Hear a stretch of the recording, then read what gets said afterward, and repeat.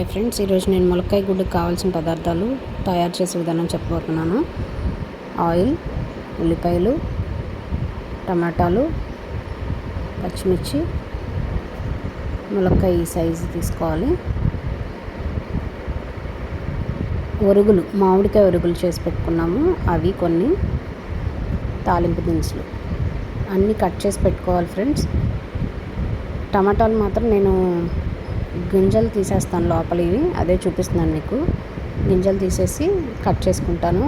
కిడ్నీలో రాళ్ళు వస్తాయని చెప్తున్నారు కదా, అందుకని స్టవ్ మీద బాండి పెట్టి దానిలో వాటర్ అన్నీ ఇంకిపోయాక ఆయిల్ వేసుకోవాలి. ఇందాక నేను పదార్థాల్లో మిక్స్ చేసినవి చూపిస్తున్నాను. కారం, ఉప్పు, పసుపు, ఇవి ఇందాక చెప్పాను కదా, తాలింపు దినుసులు. ఇలా కట్ చేసి పెట్టుకున్నాను నేను. అన్నీ రెడీగా పెట్టుకుంటే ఏంటంటే ఫాస్ట్గా అయిపోద్ది. కారం మేము పట్టించాము, దినుసులన్నీ వేసి పట్టించిన కారం అనమాట. వెల్లుల్లి కూడా వేసి దంచి పెట్టుకున్న కారం, టేస్ట్ బాగుంటుంది. సరే, ఇప్పుడు ఆయిల్ పోసుకుందాం. ఆయిల్ పోసుకున్నాక దినుసులు వేయాలి. ఆ క్లిప్ మిస్ అయింది నా దగ్గర, అది వీడియో క్లిక్ అయినట్లేదు, అందుకని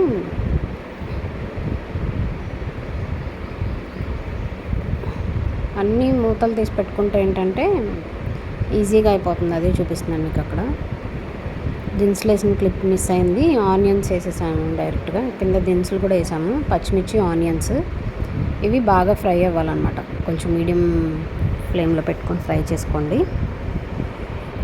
ఇలా మంచిగా ఫ్రై అయ్యాక నేనేం చేస్తానంటే కొంచెం ఆనియన్స్ ఫ్రై చేయగానే ములక్కాయలు వేసేస్తాను, లేకపోతే తర్వాత ఉడకవు, పచ్చి పచ్చిగా ఉంటాయి అంటారు మా హస్బెండ్. కరివేపాకు మర్చిపోయాను, అందుకే బయటికి వెళ్ళి కోసుకొస్తున్నాను. నేను కరివేపాకు కూడా ఇంట్లోనే పండించుకుంటున్నాను. ఫ్రెష్గా కోసి, సన్ చూసారు ఎలా కనిపిస్తుందో, కోసి వేసేస్తున్నాను. మంచిగా ఫ్రై చేసుకోండి. మార్నింగ్ హడావిడి, ఇంక అందుకని అన్నీ మర్చిపోయానని చెప్తున్నాను. నేను ఏంటంటే స్టార్టింగే ఉప్పు వేసేస్తాను అనమాట, సాల్ట్, సో దట్ ఉల్లిపాయలు మగ్గుతాయని చెప్పి. ఈ టిప్ అందరికీ తెలిసిందే, కానీ మళ్ళీ ఒకసారి చెప్తున్నాను. మళ్ళీ కావాలంటే తర్వాత అడ్జస్ట్ చేసుకొని చేసుకోవచ్చు సాల్ట్. అందుకే చెప్పాను కదా, ములక్కాయలు ముందే వేసేస్తానని. కొంచెం ఫ్రై అవ్వగానే ములక్కాయలు వేసేస్తున్నాను.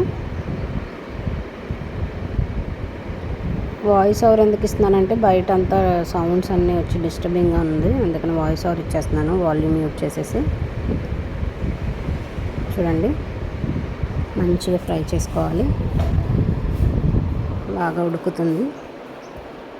చిటికెడు పసుపు వేయాలి.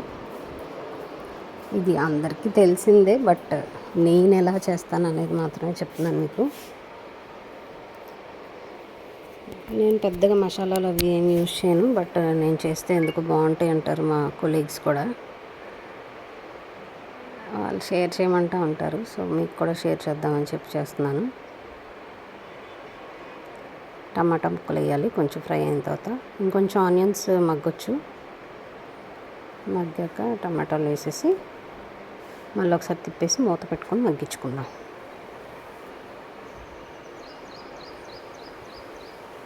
టమాటాలు ఎందుకు కొంచెం వేసానంటే ఉరుగులు వేస్తున్నాం కదా, దానికి కొద్దిగా ఎక్స్ట్రా డిఫరెంట్ టేస్ట్ వస్తుంది, అందుకే టమాటాలు తగ్గించి ఉరుగులు వేసాను. మీకు కావాలంటే ఉరుగులు తీసేసి టమాటాలు ఇంకొకటి 2 వేసుకుంటే సరిపోతుంది. మూత పెట్టి మగ్గించుకుందాం. మీడియం ఫ్లేమ్లో పెడదాము స్టవ్, అడుగంటకుండా. కొంచెం ఉడికాకే వేయాలి ఉరుగులు, పులుపు వల్ల ఇంకొంచెం ఉరగదు అన్నమాట. నేను ఎప్పటికప్పుడే వాష్ చేసుకోవడం నాకు అలవాటు, అందుకే అది కూడా జస్ట్ తీసాను. ఎగ్స్ ఉడకపెట్టేసుకున్నాను. కుక్కర్లో ఉడకపెడతాను, సో దట్ త్వరగా అయిపోద్దని. 4 ఎగ్స్ వేసాం, మేము ముగ్గురమే. ఎప్పుడు తెలిసిందే కదా, ఎగ్ అన్నీ మంచిగా ఉడకవు, ఒకటి పోతుంది. ఆల్రెడీ నాకు కూడా ఒకటి పాడైపోయింది, ఇంకా దాన్ని పక్కన పెట్టేశాను, వేయడం ఎందుకులే అని చెప్పి. మంచిగా ఉలుసుకొని, ఒక చేత్తో కుదరట్లేదు అందుకని ఫోన్ పక్కన పెట్టేశాను.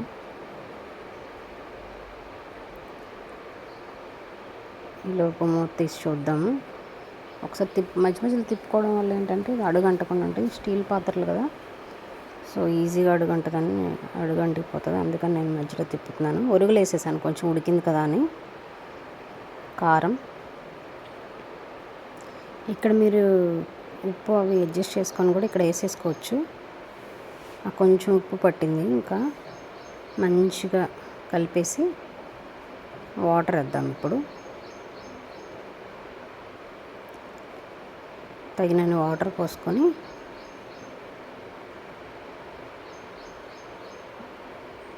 మీడియం ఫ్లేమ్లో పెట్టి మూత పెట్టి ఉడికించుకుందాం. ఇంకంతే. తర్వాత ఎగ్స్ వేసేయచ్చు. చాలా సింపుల్. అసలు అన్నీ కలిపి పెట్టేసుకున్నా బాగానే ఉంటుంది.